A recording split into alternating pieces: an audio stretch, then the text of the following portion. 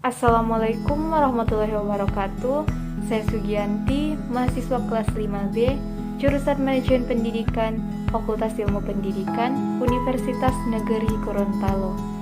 Di video ini, saya akan membahas hal-hal terkait kebijakan pendidikan untuk memenuhi ujian akhir semester mata kuliah kebijakan pendidikan yang diampuh oleh Bapak Dr. Arwil Dayanto, SPD MPD.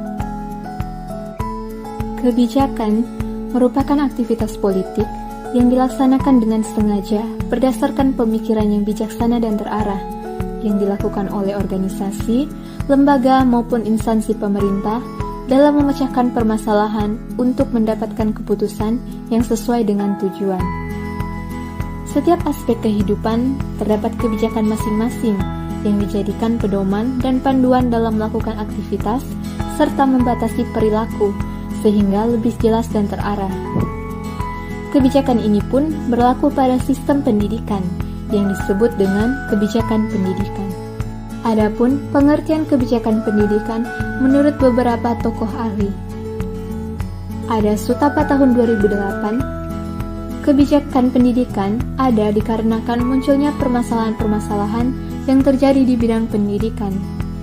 Lanjut oleh Suyahman 2016, permasalahan ini terjadi dikarenakan terdapatnya kesenjangan antara penyelenggara pendidikan dengan tujuan pendidikan.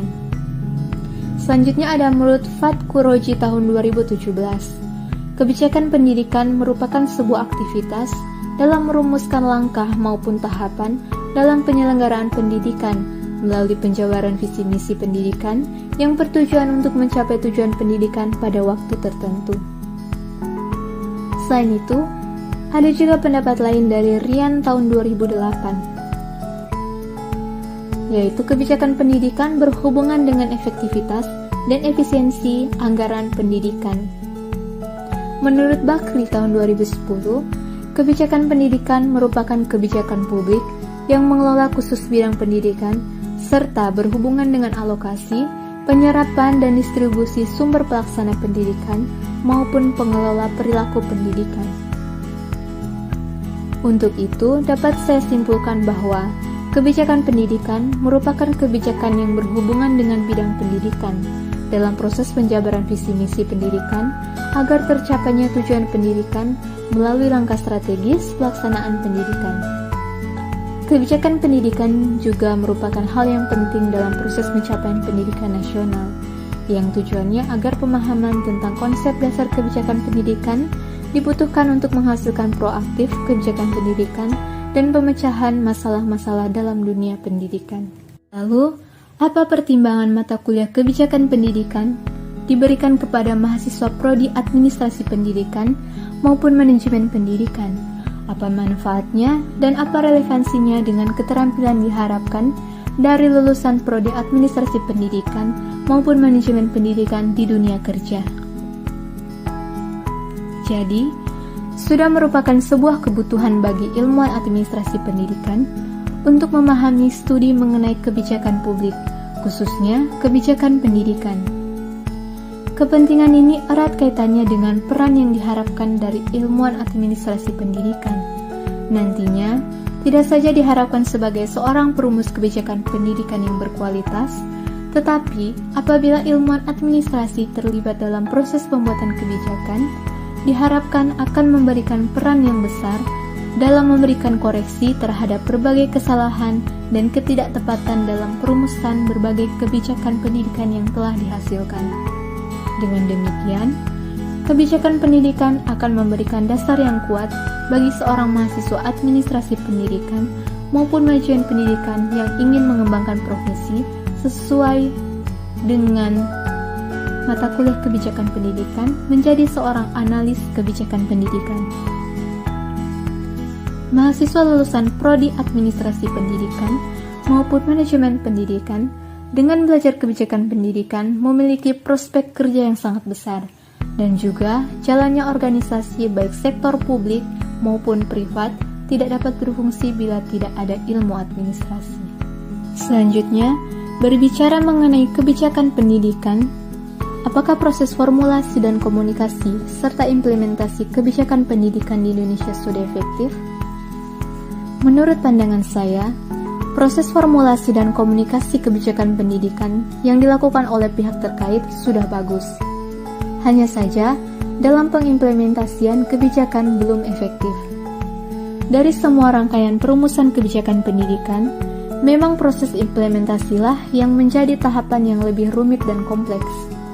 Hal ini dikarenakan perlunya kerjasama yang kuat antar elemen yang ada baik dari pihak pusat maupun elemen daerah. Salah satu contoh kebijakan pendidikan terkini yang menjadi perhatian publik, khususnya di dunia pendidikan, yaitu kebijakan program Kampus Merdeka. Pertukaran mahasiswa Merdeka merupakan salah satu program dari Kampus Merdeka.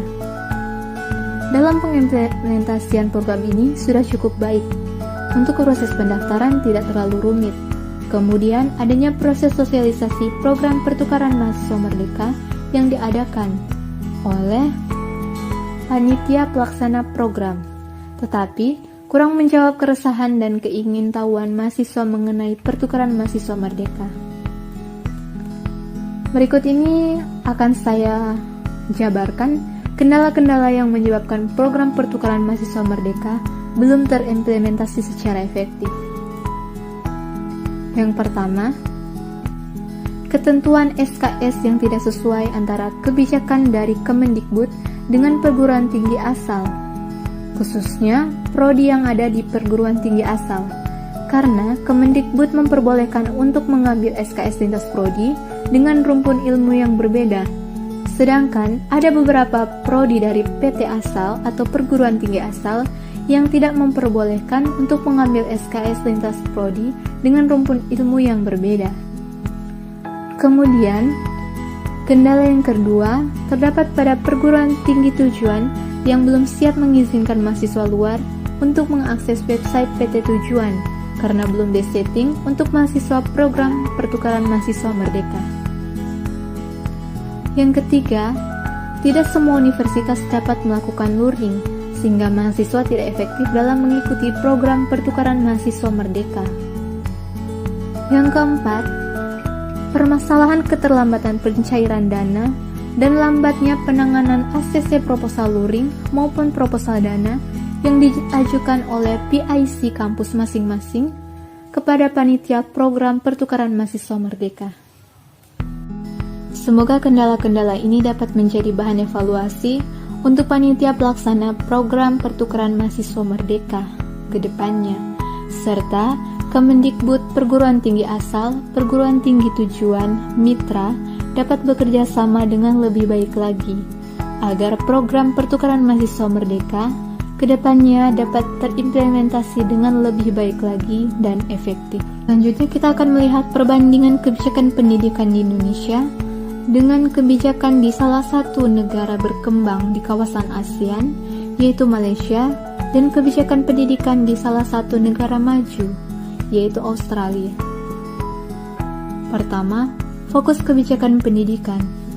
Di Malaysia, fokus kebijakan pendidikan berbasis life skill, dan fokus kebijakan pendidikan di Australia berbasis career development. Sedangkan fokus kebijakan pendidikan di Indonesia berbasis pendidikan karakter dan peningkatan kualitas sumber daya manusia. Yang kedua, yaitu mengenai institusi pemerintah yang berperan dalam kebijakan pendidikan. Di Malaysia, institusi pemerintah yang berperan yaitu Kementerian Pendidikan Negara Malaysia dan Departemen Strategi Blueprint Transformasi Pendidikan Tinggi.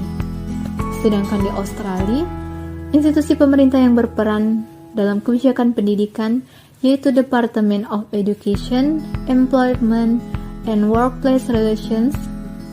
Sedangkan institusi pemerintah yang berperan dalam kebijakan pendidikan di Indonesia yaitu legislatif, eksekutif, administrator, dan partai politik. Yang ketiga, aktor kepentingan di luar pemerintah yang berperan dalam kebijakan pendidikan. Di Malaysia, ada Bank Dunia, UNESCO, dan OECD.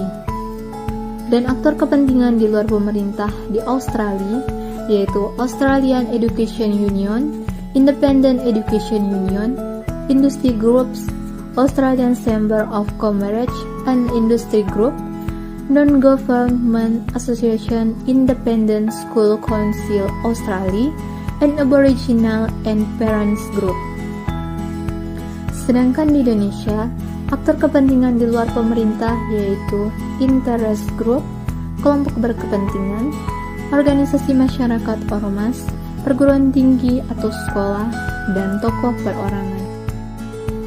Dengan adanya berbagai kebijakan pendidikan yang diterapkan di Indonesia, apa harapan dan rekomendasi kita sebagai seorang mahasiswa untuk kebijakan pendidikan ke depannya? Saya pribadi, harapan untuk kedepannya kepada pihak pembuat kebijakan pendidikan agar lebih selektif, lebih responsif, serta memperbaiki sistem kebijakan pendidikan. Berbagai program yang telah ditetapkan oleh pihak Kemendikbud pada dasarnya sudah bagus dan sangat berguna untuk meningkatkan wawasan serta pengalaman mahasiswa dalam mengimplementasikan ilmu di kehidupan nyata.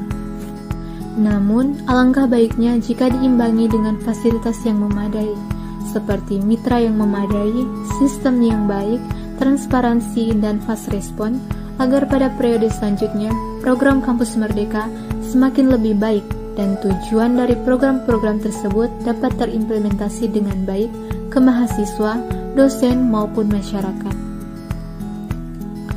Mengenai relasi politik kekuasaan dan kebijakan pendidikan, pemerintah sebagai penyelenggara pendidikan harus merumuskan kebijakan pendidikan yang bersifat proaktif dan problem solving, sehingga permasalahan yang berkaitan dengan pencapaian tujuan pendidikan dapat diatasi.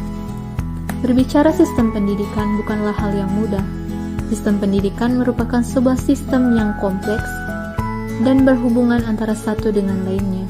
Oleh sebab itu, diperlukannya usaha yang kuat dan kerja sama yang kuat untuk kebijakan pendidikan agar penyelenggara pendidikan mampu merumuskan kebijakan yang sesuai dengan sistem pendidikan nasional di Indonesia. Terima kasih. Itulah hal-hal yang berkaitan dengan kebijakan pendidikan yang dapat saya sampaikan.